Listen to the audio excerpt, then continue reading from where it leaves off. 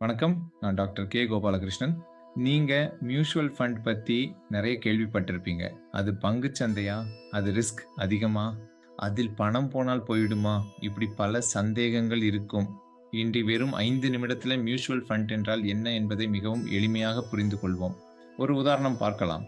நீங்கள் மற்றும் உங்கள் 9 நண்பர்கள் சேர்ந்து ஒரு நிலம் வாங்க முடிவு செய்கிறீர்கள் என்று வைத்துக் கொள்ளுங்கள். ஒருவரால் 10,00,000 போட முடியாது. ஆனா 10 பேர் சேர்ந்து தலா 1,00,000 போட்டால் மொத்தம் 10,00,000 ஆகிவிடும். அந்த பணத்தை ஒரு அனுபவம் உள்ள நபர் நல்ல இடத்தில முதலீடு பண்றார்.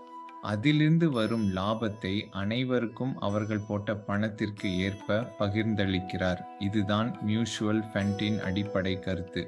இப்போது மியூச்சுவல் ஃபண்டை இன்னும் எளிமையாக சொல்கிறேன். நிறைய பேர் பணத்தை ஒன்றாக சேர்க்கிறார்கள். அந்த பணத்தை ஒரு தொழில்முறை ஃபண்ட் மேனேஜர் நிர்வகிக்கிறார். அவர் அந்த பணத்தை பில்லட்டியர்ஸ் பங்குகளில், கடன் பத்திரங்கள், பல்வேறு முதலீட்டு வாய்ப்புகளில் பகிர்ந்து முதலீடு செய்கிறார். இதனால ஒரு இடத்துல மட்டும் ரிஸ்க் இருக்காது. இதைத்தான் டைவர்சிஃபிகேஷன் என்று சொல்வார்கள்.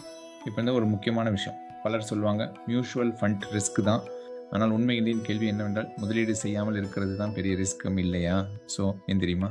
இன்று ரூ. 100 வாங்கும் பொருள் 10 வருடம் கழித்து 200 அல்லது 300 ரூபாய் ஆகலாம். இதுக்கு இன்ஃப்ளேஷன் என்று பெயர். அதனால பணத்தை வெறும் சேமிப்பது மட்டும் போதாது. அது வளரவும் வேண்டும். மியூச்சுவல் ஃபண்டில் முதலீடு செய்வதற்கு கோடிகள் தேவையில்லை. வெறும் ரூ. 500 எஸ்ஐபி மூலமாக கூட தொடங்கலாம். எஸ்ஐபி என்றால் என்ன? நாம் மாதம் மாதம் சிறிய தொகையை தொடர்ந்து முதலீடு செய்வது. மொபைல் ரீசார்ஜ் செய்வது போல தொகை.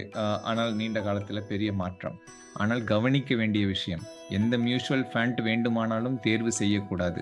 உங்கள் வருமானம், இலக்கு, கால அவகாசம், ரிஸ்க் எடுக்கும் திறன் இவற்றை பொறுத்து தான் சரியான திட்டம் தேர்வு செய்ய வேண்டும். இப்போ வந்து உங்கள்கிட்ட வந்து ஒரு கேள்வி, நீங்கள் மியூச்சுவல் ஃபண்ட் பற்றி மேலும் தெரிஞ்சு கொள்ள விரும்புகிறீங்களா? அப்படி என்றால் கீழே எம்எஃப் என்று கமெண்ட் செய்யுங்கள். மேலும் இப்படிப்பட்ட எளிய நிதி தகவல்களுக்கு சேனல் ஐ ஃபாலோ செய்ய மறக்காதீர்கள்.